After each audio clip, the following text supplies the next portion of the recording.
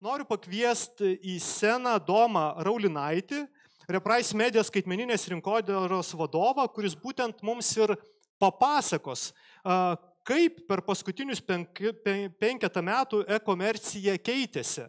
Būtent ką mes supratom, ko mes išmokom, koks tas įprotis atsirado po COVID-19 laikotarpio, kaip keitėsi vartotojo elgsena, kaip keitėsi teisiniai ribojimai ir kur link mes judam. Taigi, Domai, scena tavo. Tai sveiki visi susirinkę, šiandien pasidalinsiu informaciją susijusią su e-komercija, kurioje intelektinė nuosavybė iš tiesų irgi yra labai svarbi. Tik šioje prezentacijoje šiek tiek nutolsiu nuo jos pačios ir papasakosiu galbūt būtent, ką tema ir sako, tai yra, ką mes per paskutinius 5 metus e-komercijoje supratom, ko išmokom. Per paskutinius 5 metus iš tiesų e-komercijoje įvyko daugybė dalykų, bet kadangi turiu ribotas 20 minučių, tai man teko pasirinkti tik tai tuos dalykus, kurie mano akimis turėjo didžiausią įtaką e-komercijai.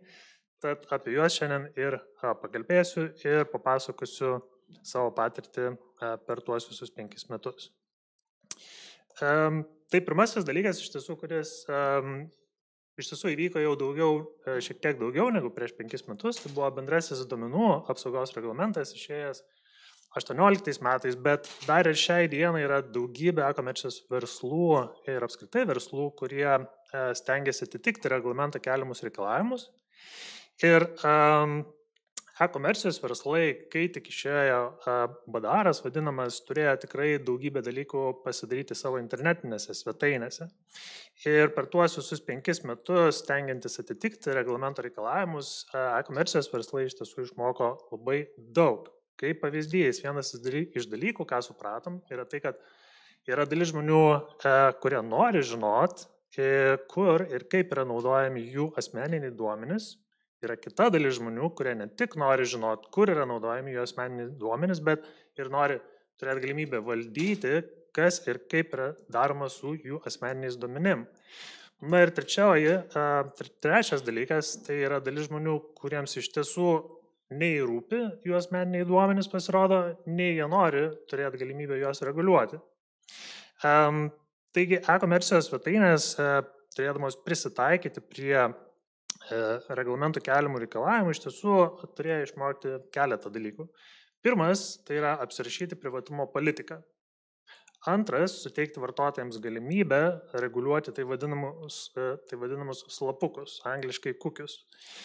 Ir netrukus peržvelgsim keletą pavyzdžių iš interneto platybių ir pažiūrėsim, kaip tam tikros įmonės, dalis jų e-komercijos verslai, dalis šiek tiek ne komercija, bet arti to, kaipgi jie visgi sugeba šiai dienai laikytis ir įsigyvendinti reglamento keliamus reikalavimus. Tai pirmasis pavyzdys visiems gerai žinomas IKEA.lt. Iš tiesų, IKEA.lt, sakyčiau, puikiai įsigyvendino ir atitinka reglamento keliamus reikalavimus. Jie turi puikiai aprašytą privatumo politiką. Jie turi slapukų valdymo sistemą, kurioje labai aiškiai galima pasiskaityti, ką kiekvienas slapukas reiškia, koks yra jo tikslas ir atitinkamai pasirinkti, ar mes norim tos slapukus išsaugoti savo internetinėje naršyklėje, ar jų atsisakyti. Sekantis pavyzdys, Rimi.lt, jie, sakykime, visą privatumo ir slapukų valdymo sprendimą pasidarė kiek kitaip. Iš tiesų, atėjus Rimi.lt, lankytojams nėra galimybės toliau naviguoti svetainėje, kol jie nepasirinko vieno iš 3 leidžiamų pasirinkimų.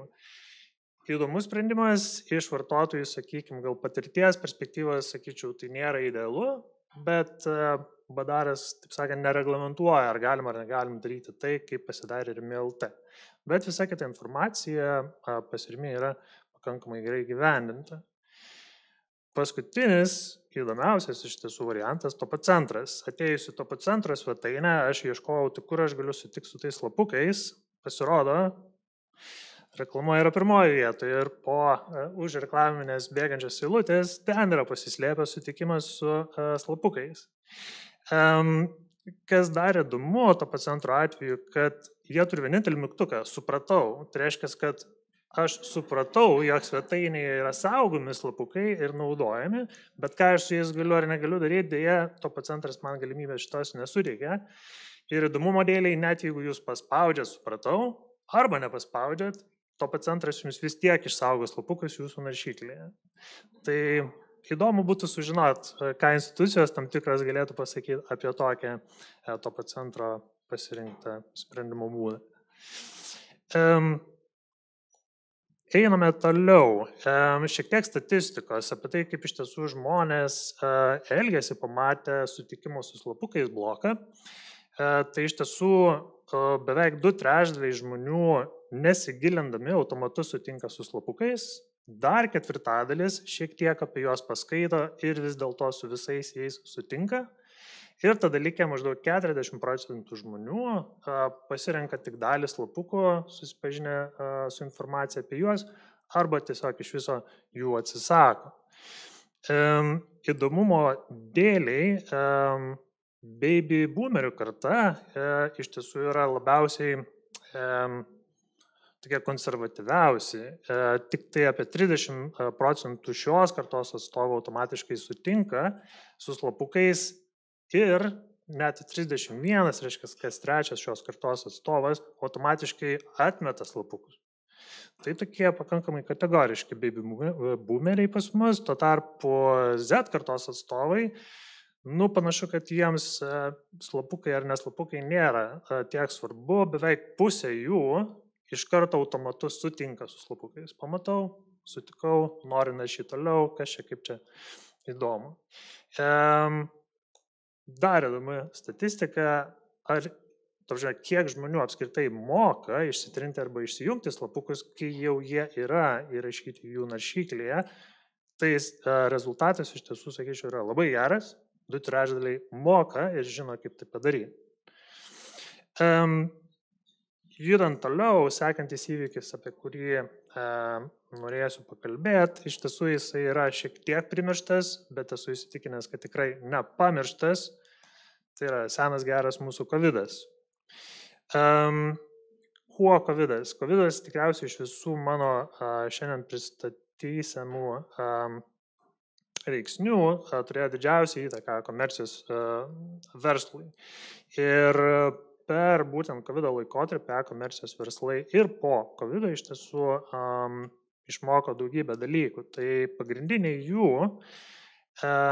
iš tiesų buvo sugebėjimas prisitaikyti ir reaguoti į besikeičiančią situaciją. Čia yra straipsnio ištrauka iš 15 minučių, kur tuometinis PIGO.lt vadovas Dainius Liulys džiaugiasi tuo, kad mobiliųjų prekių atsiėmimų punktų Alytuje, Marijampolėje ir Mažeikiuose atidarimas nuo idėjos iki įgyvendinimo užtruko šiek tiek mažiau negu 2 savaitės. Ir iš tiesų komercijos verslai tuo laikotarpiu būtent taip ir turėjo veikti.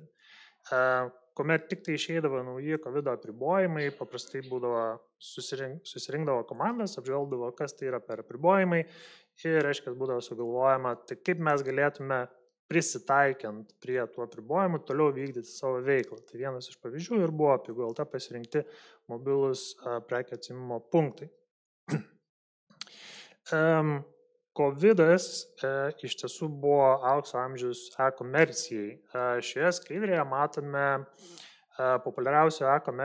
vienų iš populiariausių komercijai skirtų platformų akcijų kainas, Shopify, Wix.com ir toliau pasidalinsiu PrestaShopo statistiką. Tai kai tik atėjo COVID-as, iš esmės visos platformos ir įrankiai, kurie buvo susiję ne tik su internetu, bet pagrindė su komercija, jų akcijų kainos šovė viršų ir laikėsi aukštumose iki kol COVID-as iš tiesų praėjo.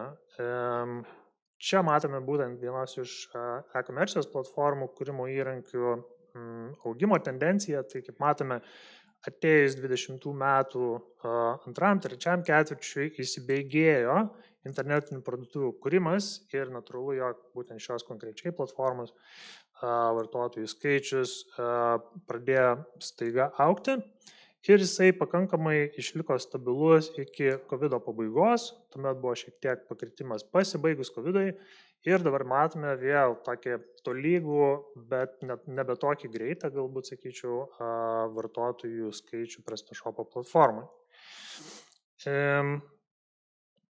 Grįžtant šiek tiek į Lietuvos rinką, iš Lietuvos statistikos departamento galime matyti skaičius, kurie parodo, kaip visgi Lietuvoje gyvenę žmonės apsipirkinėjo ir vykdė pirkimus internetu.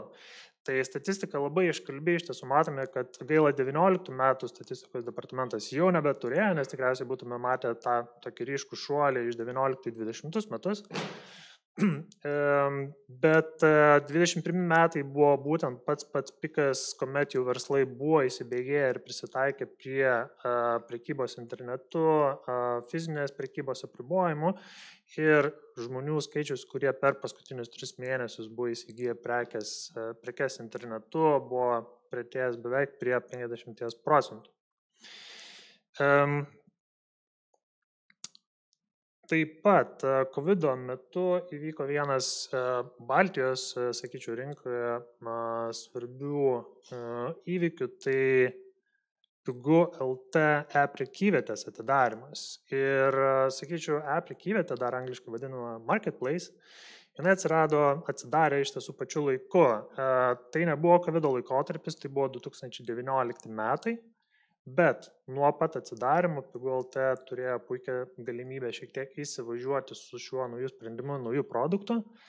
Ir kai jau atėjo COVID-as, iš tiesų Pigu.lt prekyvietė su keletą kitų lietuvių irgi prekyviečių tapo vos net ta tokia centrinė vieta, kurioje fiziniai verslai turėjo ir galėjo atvežti, pradėti pardavinėti savo prekes internetu. Šiai dienai Pigu.lt jau praėjus COVID-ui ir po maždaug 4 metų, e-prekyvietės veikimo turi apie ir virš netgi 4000 prekybininkų. Didžioji dalis jų iš tiesų prie prekyvietės prisijungė būtent COVID laikotarpiu, kada tai buvo vienas iš, jeigu ne vienintelis, tai vienas iš labai nedaugelio galimybių ir opcijų, kurias verslai galėjo pasirinkti, kaip jie visgi galėtų savo prekes pradėti pardavinėti internete. Ir viena iš citatų Lietuvos inovacijų agentūros iš tiesų labai puikiai nupasakoja situaciją, kuri vyko COVID laikotarpiu. Inovacijos agentūra būtent teigia, kad netgi 71% visų verslų susidūrė su pardavimų mažėjimu.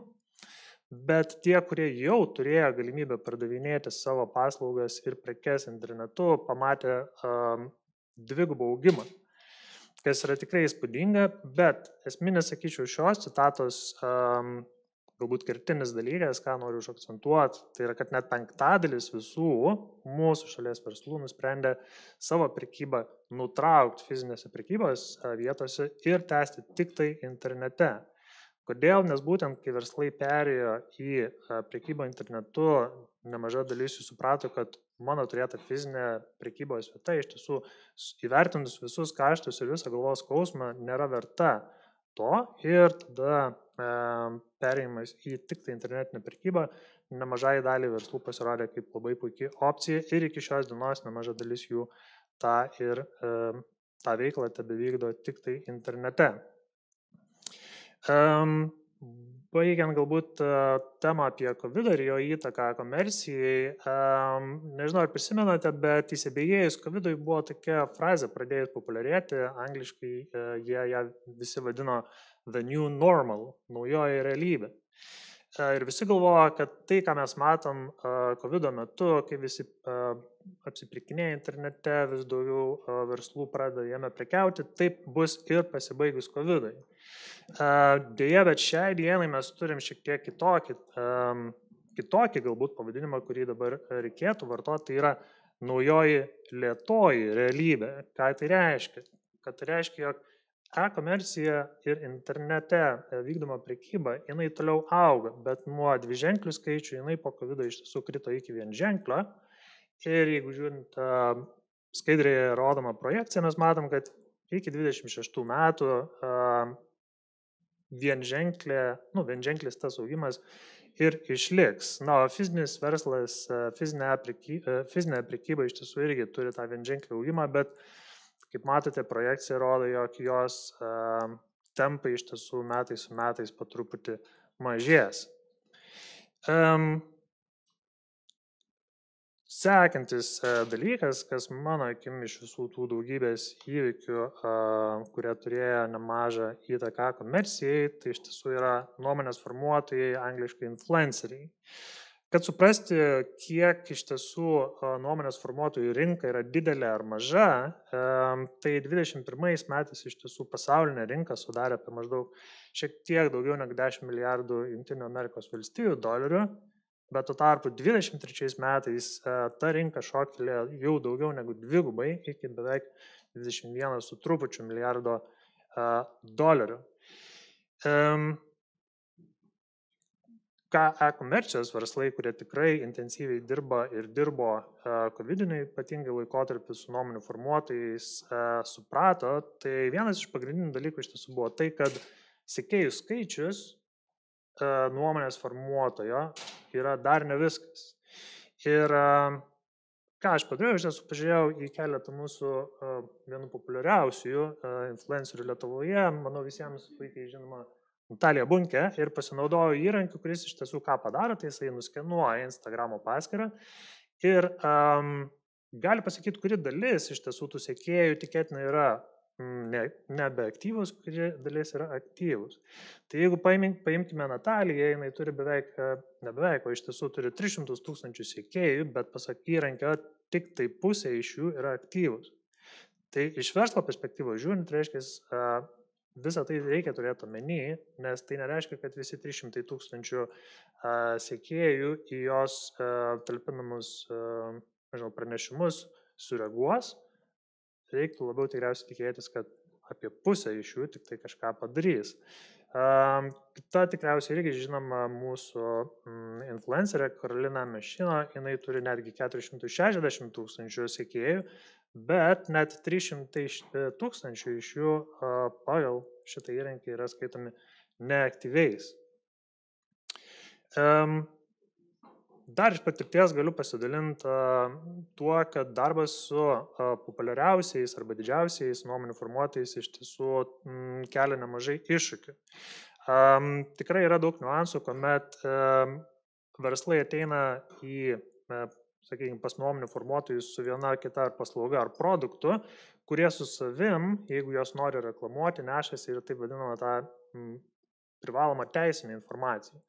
Kas yra tas produktas, su kuo jisai yra naudojamas, su kuo jisai nėra naudojamas ir panašiai. Bet turiu pripažinti, kad tie didieji influenceriai retai kada visą tą teisinį tekstą savo pranešimuose iškomunikuodavo, nes, cituoju, mes žinome geriau, kaip tai daryti.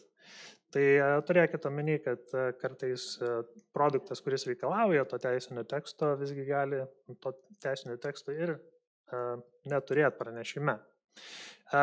Dėl to iš tiesų yra labai svarbu atsirinkti, su kuo dirbti, o su kuo nedirbti. Ir vienas iš, sakykime, tokių didesnių suvokimų e-komercijai buvo, kad ilgalaikis bendradarbiavimas su nuomonių formuotojais užtikrina aukštesnę kokybę. Kodėl? Nes jeigu mes kreipiamės į nuomonės formuotoją, kuris vieną dieną reklamuoja kvepalus, kitą dieną mes ateinam su savo, vasariniam padangom ir jisai sutinka jas, taip sakant, pareklamuoti, na tai iš tiesų sako kai ką ir apie patį influencerį. Dėl to, jeigu mes turim tą ilgalaikį bendradarbiavimą ir yra, taip sakykime, nustatyti tie išėjimai socialinėse medijose iš to paties influencerio apie tos pačios įmonės arba tos pačios kategorijos produktą, tuomet jau kuriasi tas toks ryšys ir tarp sekėjų ir influencerio apie tą produktą, kad tai yra kažkas, kuo tikriausiai tas influenceris ir pats iš dalies tiki. Ir tada natūralu šiek tiek tų pardavimų ateinančių iš influencerio komunikacijos galim tikėtis ir šiek tiek daugiau. Dalykas dar, kurį pastebėjome, tai iš tiesų mažesnieji nuomonių formuotojai, tai yra nano ir mikro.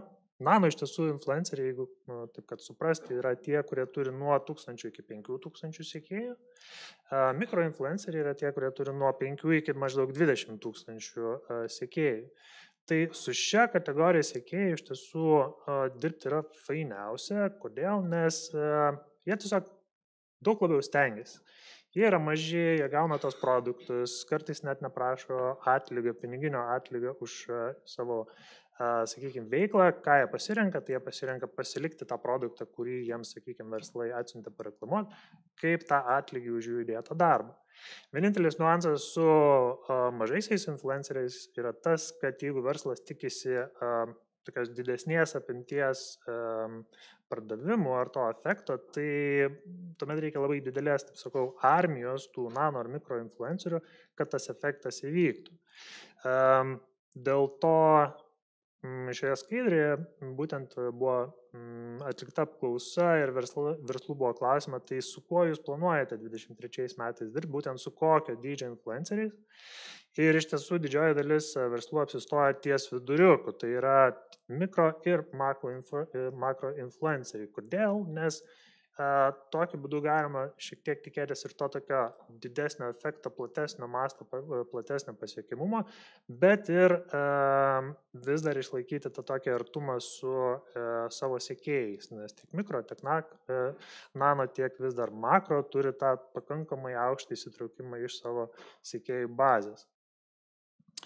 Na ir paskutinis dalykas, ką Giedrius paminėjo, kad mes be jo neišsiversim šios konferencijos metu, tai yra dirbtinis intelektas. E-komercijos iš tiesų versle dirbtinis intelektas jau yra kuris laikas naudojamas ir dirbtinis intelektas kuo toliau, tuo jis bus pritaikomas ir panaudojamas vis daugiau ir dažniau.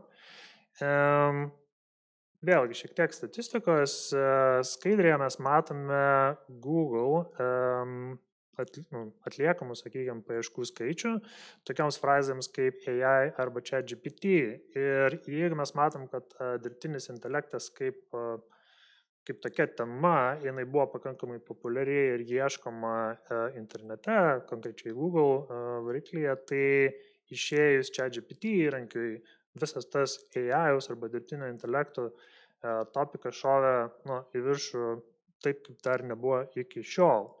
Ką tai rodo? Tai rodo, kad visgi žmonės yra labai susidomėję ir į dirbtinį intelektą žiūri kaip ir evoliucija, kuri tikriausiai artimiausiu metu tikrai nedings, o tikriausiai liks dar ilgam laikui. Pasidalinsiu šiek tiek pavyzdžių, kaip dirbtinis intelektas šiandienos e-komercijoje yra naudojamas arba planuojamas naudoti. Tai čia yra pavyzdys, Hostinger LT įmonė, jeigu nežinote, jinai užsijama svetainių talpinimu ir kūrimu. Ką jie šiuo metu yra pasidarę savo svetainėje, tai iš esmės jie siūlo per 4 žingsnius sukurti profesionalią svetainę. Pirmi 2 žingsniai iš tiesų yra žmogaus ir dirbtinio intelekto interakcija. Jūs iš esmės aprašote, kokios svetainės jūs norite ir tada dirbtinis intelektas jums ją sukuria. Ir tada belieka šiek tiek atlikti minimalius pakeitimus, patalpinti, išpublikuoti savo svetainę ir voila, jūs turite profesionalią svetainę, kurią praktiškai didžiąją dalim už jūs padarė dirbtinis intelektas. Shopify Magic, tai yra mano jau minėtos Shopify platformos įrankis, kurį jie išleido visai ne per seniai. Ką jisai daro? Iš esmės šitas įrankis leidžia komercijos verslams dirbtinio intelekto pagalbos sukurti prekio prašymus. Kuo tai yra gerai? Tai iš tiesų jūs nurodot prekę, kuriai norite, kad dirbtinis intelektas sukurto prašymą. Įrašote keletą raktinių žodžių, kuriuos jūs norėtumėt, kad dirbtinis intelektas panaudotų tame aprašyme. Tai yra svarbu taip vadinamam SEO optimizavimui. Ir vienas mygtukas ir jūs turite tą aprašymą tam produktui. Kuo tai yra gerai? Kad suprasti, jeigu imam e-komercijos verslą ir pelningumą, maždaug 10, maksimum 20% viso asortimento, kurį dažniausiai turi e-komercijos parduotuvės, sugeneruoja apie 80% pelno. Ir visi likę 80% produktų to pelno beveik negeneruoja. Reiškia, e-komercijos verslams apsimoku yra orientuotis ir fokusuotis ir daugiausia dėmesio skirti tam 20% asortimento, kuris atneša daugiausia veiklos. Ir ten jau dirba žmonės, ten jie būtent aprašinėja produktus ir kuria tuos aprašymus, bet 80% skirti žmogiškosius resursus e-komercijos verslams yra tiesiog labai didelė finansinė našta. Čia ateina dirbtinis intelektas ir dirbtinio intelekto pagalba iš esmės, taip sakant, masiškai galima sugeneruoti tuos aprašymus ir turėti tą padengtą 80% likusio asortimentą. Jau tikriausiai N kartų matėte, bet vėlgi dirbtinis intelektas yra puikiai atliekantis darbą, kas liečia vizualinius sprendimus ir manipulaciją jais. Konkrečiai e-komercijoje panaudojamas dirbtinio intelekto šioje vietoje yra susijęs vėlgi su turiniu. Jeigu turime kažkokius rašomus blogus svetainėje ar kitą turinį, kuris reikalauja vizualinės tos informacijos, yra galimybė puikiausiai tai susikurti su dirbtinio intelekto pagalba, nurodant dirbtiniam intelektui tam tikrus prekinio ženklo galbūt apribojimus, kurių jisai turėtų laikytis, kurdamas tą vizualinę informaciją. Jeigu šnekam apie skaitmeninę rinkodarą, kuri irgi yra praktiškai neatsiejama dalis nuo e-komercijos, tai visi reklaminiai skydeliai, kuriuos, sakykime, e-komercijos verslams yra būtina sukurti norint leisti reklamą, tai gali irgi būti padaryti dirbtinio intelekto pagalba masiniu būdu, išlaikant ir besilaikant prekinio ženklo, tai vadinamo to brandbooku. Dar vienas dalykas, tai yra chatbotai.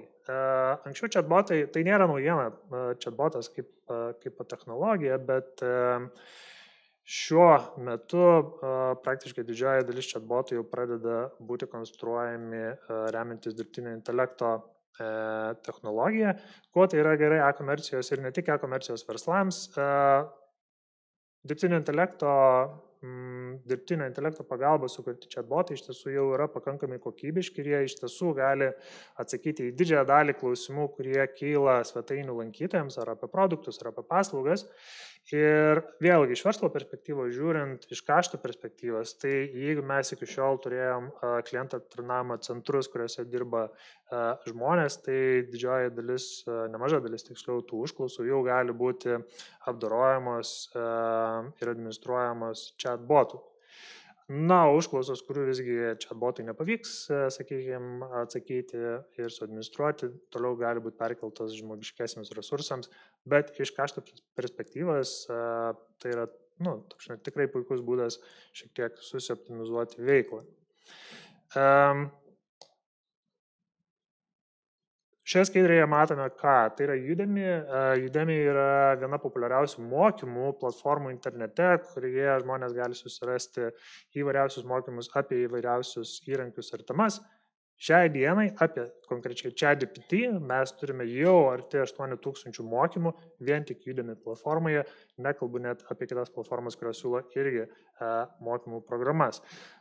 Ką tai reiškia? Tai reiškia, kad išmokti ir naudoti dirbtinį intelektą ir jo įrankius ateityje bus vis lengviau ir lengviau, nes tos informacijos, kaip tai daryti, kiekiai vis didėja.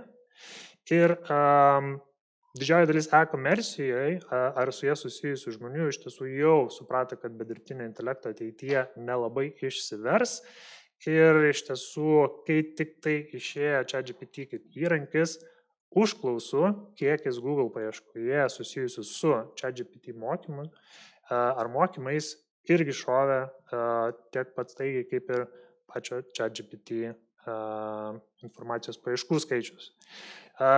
Keletas dalykų, kuriuos, sakyčiau, visgi reiktų turėti omeny dirbant su dirbtiniu intelektu, tai kad dirbtinis intelektas be žmogiškojo intelekto nebus toks geras. Tad, sakykime, tas miksas, kuomet yra dirbtinis intelektu pasinaudojama, bet galtinį sprendimą ir reviziją padaro žmogus, yra šiai dienai, mano manimu, tas geriausias receptas kokybiškam rezultatui gauti. Ir paskutinis gal dalykas, kurį paminėčiau, tai yra, kad dirbtinis intelektas ir jo integracija vidiniuose įmonės procesuose, tam reikia laiko. Tačiau daugiausiai iš to pasiims tie verslai ir daugiausiai išloš tie, kurie tą dirbtinį intelektą savo procesuose integruos ar pradės integruoti anksčiausiai. Tad ačiū uždėmesi ir taip, geriau žodis tau. Domai, dėkui tau.